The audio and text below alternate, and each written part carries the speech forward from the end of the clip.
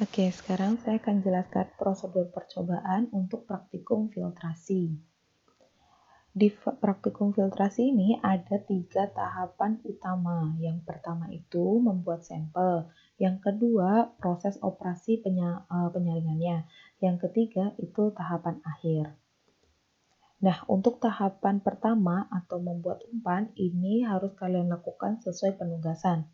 Misal saya kasih tugas, kalian harus bikin campuran antara tepung dengan air itu sebanyak 1 kilo tepung dengan 10 liter air.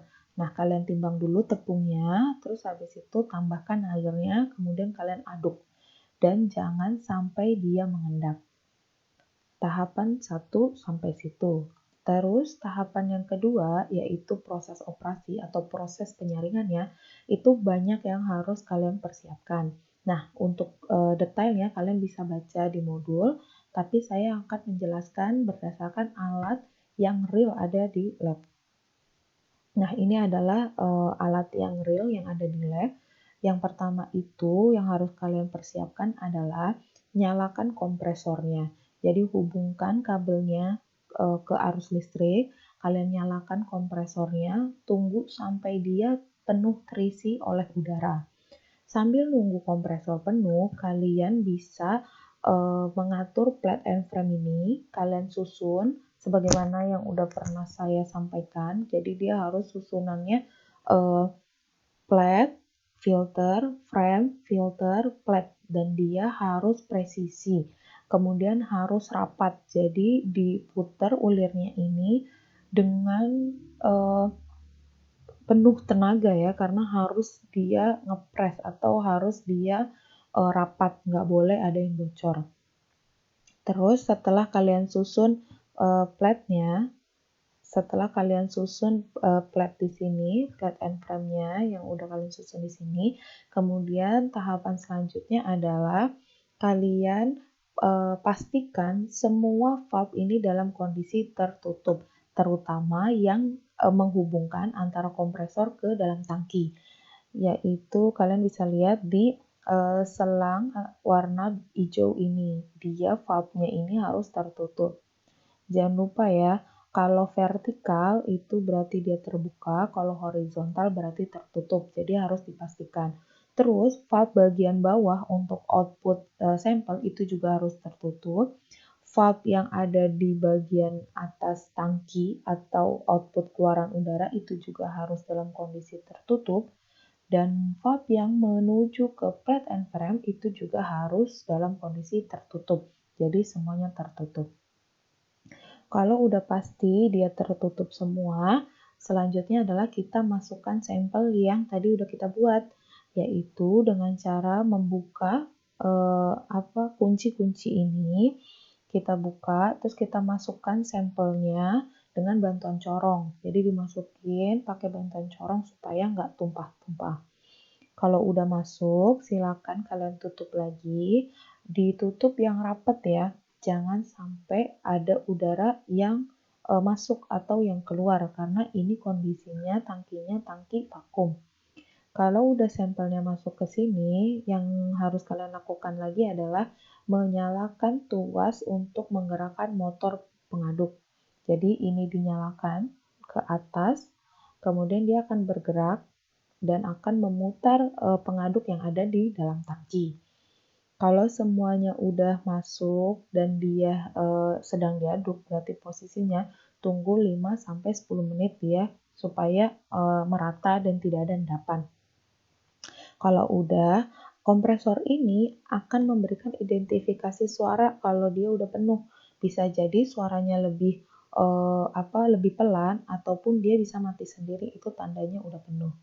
Kalau dia udah penuh, berarti boleh kita buka valve yang ada di kompresor ini dan yang menuju ke tangki. Valve ini juga kita buka, tapi bukanya harus pelan-pelan ya. Nggak boleh langsung buka lebar, jadi harus dibuka pelan-pelan, sangat-sangat pelan. Jadi supaya dia nggak overload masuknya. Karena kan kalau tekanan atau udara itu kan dia biasanya kalau udara itu kan biasanya bertekanan tinggi. Jadi kita harus inputnya itu pelan-pelan atau sedikit-sedikit. Kalau udaranya udah masuk, nah di sini kita harus mengecek nih pressure gauge yang ada di tangki. Kan kemarin saya udah jelasin juga kalau dia ada indikator pembacanya kan. Nah, ditunggu sampai dia mencapai 2,9 sampai 3 bar tekanan yang ada di tangki, baru kalian boleh membuka valve yang mengalirkan sampel menuju plate and frame. Ingat ya, jadi kondisi tekanan di dalam tangki itu harus 2,9 sampai 3 bar. Baru kalian boleh buka valve yang ada di sini yang menghubungkan antara tangki dengan plate and frame-nya. Nah, membuka valve ini itu juga harus pelan-pelan. Nggak boleh langsung besar bukaannya, jadi harus sedikit, sedikit, sedikit, dan itu juga fungsinya supaya kita nggak kaget pada saat proses penyaringan. Biasanya kadang penyusunan plate and frame-nya ini kurang tepat, jadi dia bisa terjadi kebocoran. Makanya harus dibuka pelan-pelan supaya kita itu make sure apakah susunannya sudah sesuai, sudah rapat, dan tidak terjadi kebocoran. Makanya harus dibuka pelan-pelan. Kalau ternyata pada saat buka pelan-pelan kemudian di sini ada indikasi kebocoran, maka harus langsung ditutup. Valve yang ini harus langsung ditutup. Kemudian rombak lagi ini, susun lagi dari awal, pastikan lagi lubangnya harus presisi, nggak ada kain filter yang menghalangi lubang-lubang dari plate and frame itu. Kalau dia udah disusun lagi, baru kalian rapatkan lagi, baru kalian buka valve ini pelan-pelan sampai sampelnya itu mengalir ke sini. Nah, kalau dirasa dia sudah tidak ada kebocoran, maka boleh buka valve ini secara full. Nah, pada saat proses ini berjalan, akan ada atau akan keluar filtrat dari plate and frame ini. Nah, kemudian di bagian bawah di sini ada pengadahnya atau wadah untuk dia menampung filtrat. Nah, filtrat ini yang harus kalian tampung untuk menghitung nanti neraca massa. Jadi, filtrat yang di sini kalian tampung, kalian hitung debitnya, menghitung debitnya. Misalnya saya kasih tugas coba hitung debit selama 5 detik berapa volume yang tertampung gitu kan. Nanti dihitung. Kemudian setelah udah nanti filtrat hasil perhitungan debit itu jangan kalian buang, kalian harus kumpulin juga karena kita butuh untuk menghitung data neraca massa. Jadi semua filtrat yang keluar itu jangan dibuang, silakan ditampung dulu di ember atau wadah yang lebih besar supaya bisa kita hitung nanti di akhir praktikum. Setelah proses ini berjalan semuanya, ada beberapa hal kan yang harus kita perhatikan, yaitu adalah proses filtrasi ini sebenarnya adalah proses penyaringan. Jadi kita mengharapkan terpisahnya antara tepung dengan air gitu. Nah, makanya residu yang tertahan di filter ini adalah bentuknya cake atau tepung yang basah. Sedangkan yang filtratnya adalah air. Gitu. Ini adalah persiapan untuk yang prosedur kedua. Kita lanjutkan untuk prosedur terakhir, yaitu proses ketika praktikum ini telah selesai, yaitu kalian bersihkan semuanya, baik itu dimatikan kompresornya, tangkinya harus kalian bersihkan, silakan dibuka keran bagian bawah, itu untuk mengeluarkan sampelnya, kemudian untuk bagian output gasnya juga itu dibuka supaya gasnya keluar. Nah, saran saya ketika kalian mau membersihkan tangki, itu silakan dibuka dulu valve udaranya. Jadi biar udara itu keluar dulu, kalian buka pelan-pelan, pelan-pelan sampai akhirnya keluar udara itu habis terbuang. Kalau udah habis terbuang, baru kalian buka valve yang bagian bawah untuk mengambil sampel yang tertinggal di dalam tangki. Kalau udah, silakan kalian ukur juga boleh, misalnya volume yang tersisa sampel di dalam tangki itu berapa boleh dihitung, karena nanti kita akan menghitung raca massa. Kemudian yang di plate and frame ini juga harus dibersihkan, tapi jangan dibuang dulu cake-nya, nanti kita akan ambil untuk data. Kemudian ini adalah pengukuran dan pengambilan data di modul filtrasi ini. Ada beberapa data yang harus kalian ambil pada saat proses operasi itu berjalan. Yang pertama itu adalah mengukur atau mengambil data untuk densitas sampel. Tadi kan kita pakai sampelnya itu adalah larutan tepung. Kalian harus mengambil nilai densitas dari sampel itu dan menghitung densitas atau mengukur densitas bagi filtrat. Kemudian ada juga kita harus menghitung debit filtratnya, terus sama kita menghitung atau mengukur massa cake-nya. Nah, ini untuk menghitung atau mengukur densitas sampel. Densitas sampel kita hitung dengan menggunakan piknometer, menggunakan rumus ini, yaitu kalian kondisikan, timbang dulu pikno kosongnya, terus kemudian sampelnya dimasukin ke pikno, habis itu kalian timbang lagi piknonya yang dengan isi, kemudian kalian hitung dengan rumus densitas ini. Begitu juga dengan filtrat. Nah, nanti kita lihat bagaimana perbandingannya. Kemudian yang kedua adalah mengukur debit filtrat. Debit filtrat itu yang tadi saya bilang bahwa pada saat proses filtrasi ini berlangsung, dia akan mengeluarkan filtrat berupa air dan itu akan tertampung di bagian bawah plate and frame-nya. Dan ini nanti akan ada keluaran, akan ada air yang keluar melalui lubang ini. Nah, ini yang harus kalian tampung. Nah, misalnya saya kasih penugasan itu misalnya tampung air atau filtrat itu dalam waktu 5 atau 10 detik biasanya gitu. Tapi mungkin biasanya bisa juga saya kasih tugasnya dalam kondisi volume yang konstan. Misalnya saya coba hitung debit filtrat 1000 mili gitu. Berapa waktu yang dibutuhkan untuk dia penuh sampai 1000 mili. Dan ini tergantung penugasan. Tapi intinya untuk menghitung debit itu rumusnya adalah volume per waktu. Nah, yang kedua itu menghitung massa cake. Menghitung massa cake itu adalah yang pertama sebelum kalian memulai praktikum, timbang dulu kain filter yang bersih atau yang masih kering. Silakan kalian timbang dulu dan catat berapa beratnya. Terus setelah praktikum, kan di sini akan tertampung banyak cake. Nah, cake-cake ini harus kalian kumpulkan dulu, kemudian kalian timbang lagi kain filternya, itu nanti dihitung selisihnya. Kemudian setelah udah timbang lagi cake yang sudah terkumpul semuanya itu berapa beratnya. Nanti dihitung selisihnya antara kain filter yang kosong sama yang ada isinya cake itu berapa. Itu untuk menghitung massa cake. Terus selanjutnya adalah untuk perhitungan datanya. Perhitungan datanya itu ada 7 data yang harus kita hitung. Yang pertama itu menghitung konsentrasi sampel. Jadi kalau misalnya tadi saya kasih tugas 2 kilo tepung dilarutkan dalam 10 mili, nah kalian harus hitung berapa sih konsentrasinya. Nah, yang kedua itu menghitung regresi data debit. Yang ketiga, menghitung nilai mu atau viskositas dari data temperatur.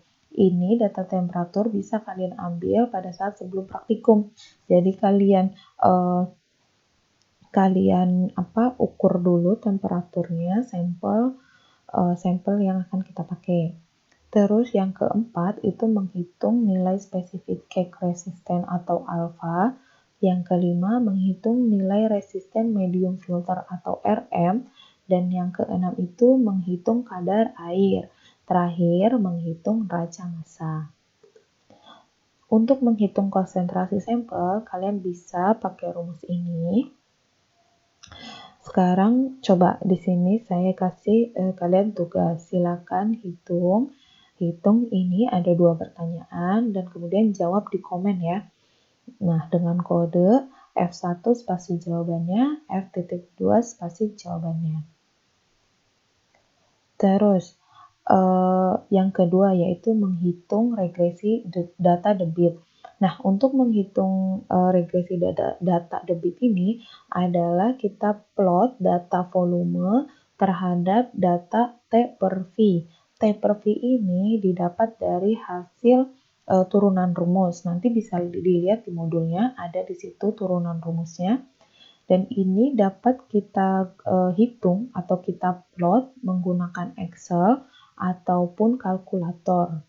Nah, untuk kalian tahu gimana cara menghitung di Excel dan juga kalkulator, kalian bisa lihat video saya yang mencantumkan tentang bagaimana cara menghitung regresi data dengan Excel ataupun kalkulator.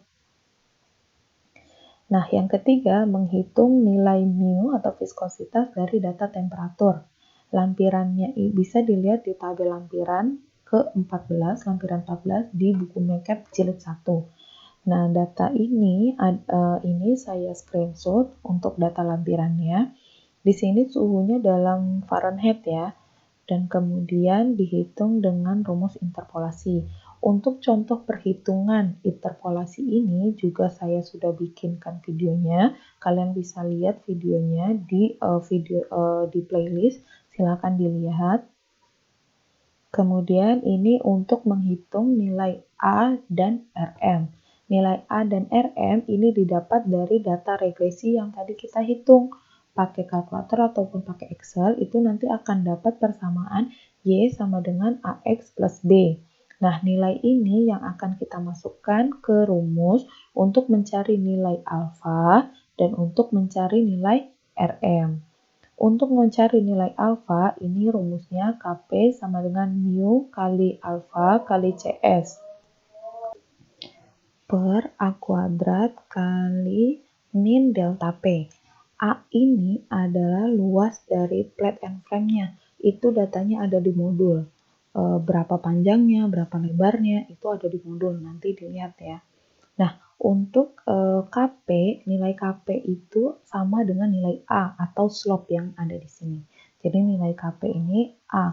Dan slope ini yang selalu ada X ya. Jadi kalaupun misalnya di kalkulatornya dia A plus BX, berarti yang jadi A di situ adalah yang BX itu. Pokoknya slope itu yang ada X-nya. Kemudian delta P. Delta P ini didapat dari tekanan absolut ditambah tekanan atmosferik. Jadi absolut itu yang ada di alat. Yang tadi di pressure gauge kita lihat. Kalau yang tekanan atmosferik itu kan 1 atm. Terus untuk mencari RM. Mencari RM itu rumusnya B sama dengan mu kali RM per A kali min delta P. B itu adalah B kecil atau nilai intercept yang kita dapat dari hasil regresi. Nah, dari sini kita bisa dapat nilai RM dan alfa. Kemudian selanjutnya adalah menghitung kadar air. Menghitung kadar air ini kita bisa lakukan dengan cara sampling atau enggak semua cake yang ada itu kita timbang, enggak. Tapi kita sampling aja. Misal kita ambil 5 gram cake, kemudian habis kita timbang cake 5 gram, kita masukin ke oven 15 menit.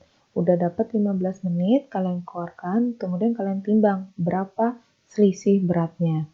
Kalau udah dapat selisih beratnya, kalian ulangi percobaan itu sampai berat selisihnya konstan. Kalau udah konstan, baru kalian bisa hitung kadar airnya dengan rumus ini. Nah, kalau udah, yang terakhir itu adalah menghitung neraca massa. Menghitung neraca massa itu pasti kita butuh data masuk, data keluar. Data masuknya apa aja? Data masuk itu ada tepung sama air. Besarannya ini berdasarkan penugasan. Nanti massa keluarnya itu ada berupa cake sama filtrat. Atau karena tadi misalnya masih ada sisa di tangki filternya, ya udah tambahin lagi aja di sini sisa penyaringan berapa volumenya kayak gitu. Tapi itu kondisinya masih campuran ya kan, berarti itu anggap aja data di luar. Kemudian kalau udah ini tinggal ditotalin aja, nanti dihitung baca masanya dengan rumus in atau masa masuk dikurang masa keluar. Apakah jumlahnya balance? Kalau nggak balance berarti itu adalah selisihnya. Mungkin selisih itu adalah sisa yang ada di tangki. Gitu.